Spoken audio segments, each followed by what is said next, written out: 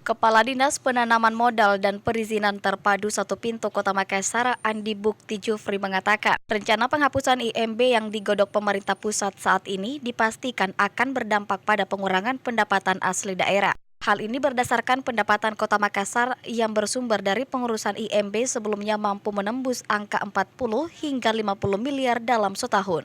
Selain itu, rencana penghapusan IMB dinilai justru akan membuat pembangunan tidak terkendali. Hal ini merujuk IMB yang ditetapkan sebagai syarat mendirikan bangunan selama ini masih kerap dilanggar beberapa oknum tertentu. Ia pun berharap dalam penetapannya, pemerintah pusat melakukan pengkajian mendalam, termasuk meminta masukan DPM PTSP setiap daerah jika diperlukan, atau mengubah isi peraturan daerah terkait kemudahan pengurusan izin tanpa harus menghapus IMB. Itu rencana atau hanya wacana, pada prinsipnya kami di kabupaten kota tentu apa yang menjadi keputusan dari pusat itu tetap tentu kita akan melihat juga perda atau peraturan wali kota yang ada di kabupaten kota.